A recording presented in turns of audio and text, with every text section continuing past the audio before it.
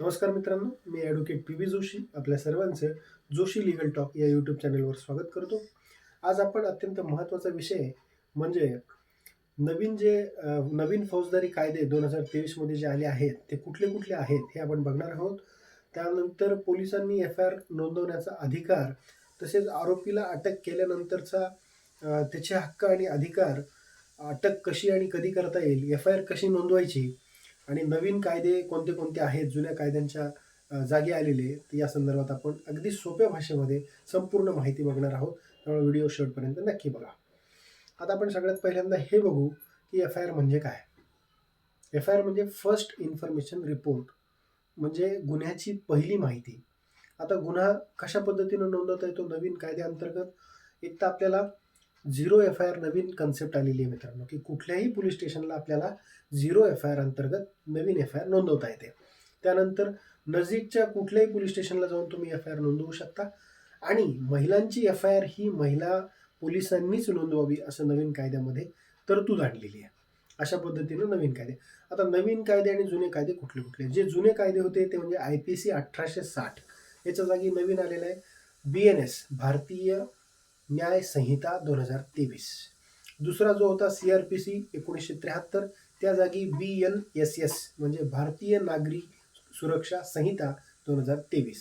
आणि तिसरा आहे एव्हिडन्स ॲक्ट, त्या जागी आला आहे BSA म्हणजे भारतीय साक्ष अधिनियम 2023. हे सर्व तिन्ही कायदे 1 जुलै 2024 पासून आपल्या भारतामध्ये नवीन फौजदारी कायदे म्हणून लागू आहेत.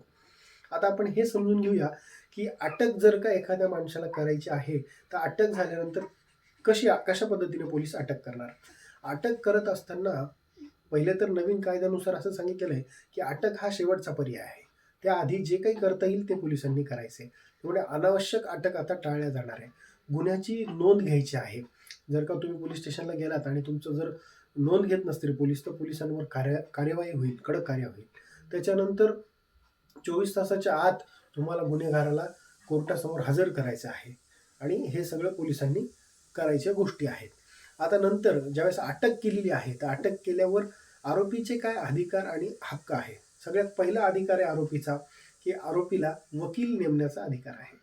दुसरं, आरोपीचं वैद्यकीय तपासणी करणे हे बंधनकारक आहे.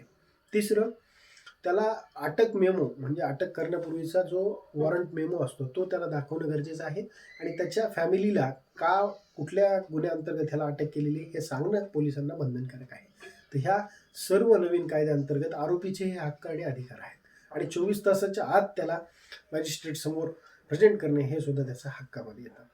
आणि ह्या सर्व गोष्टीमध्ये पोलिसांचा काय रोल आहे? नंतर मग ज्यावेळेस अटक केली, आता नंतर पुढे काय करणार पोलीस? मग पोलीस त्या गोष्टीमध्ये इन्व्हेस्टिगेशन करणार, तपास सुरू करणार. त्यानंतर काय करणार?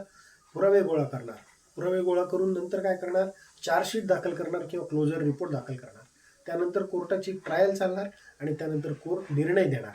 मग निर्णयामध्ये तो एक तर ॲक्विटल करू शकतो किंवा कन्व्हिक्ट करू शकतो. म्हणजे असं सगळं होईल. आणि आजच्या या व्हिडिओमध्ये आपण हे समजून घेतलं की नवीन आलेल्या भारतीय न्याय संहितेमध्ये कुठल्या कायद्याअंतर्गत आपल्याला हे सगळं करता येईल. त्यामुळे हे नवीन आलेले जे कायदे आहेत, ह्यामध्ये कुठल्या गोष्टीचा फायदा झाला आहे की आपल्याला जी न्यायप्रणाली होती पहिले, ती पण चांगलीच होती. पण आत्ताची न्यायप्रणालीमध्ये जलद न्याय मिळणार आहे. त्यानंतर दुसरं काय होणार आहे की सोपी भाषा आणि सोप्या पद्धतीनं तुम्हाला सगळी मांडणी करण्यात आलेली आहे आणि तुम्हाला दुसरी गोष्ट तक्रार नोंदवण्याचा अधिकार तुमचा सक्षम केलेला आहे. त्यामुळे भारताची मूल्य, संविधान आणि आपली इथली पूर्ण परिस्थिती पाहता नवीन कायदे त्या पद्धतीनं फ्रेम करून नवीन कायदे आणण्याचा गव्हर्नमेंटनी परिपूर्ण प्रयत्न केलेला आहे. त्यामुळे धन्यवाद. आजचा व्हिडिओ जर आवडला असेल तर नक्की शेअर करा, लाईक करा, सबस्क्राईब करा. धन्यवाद.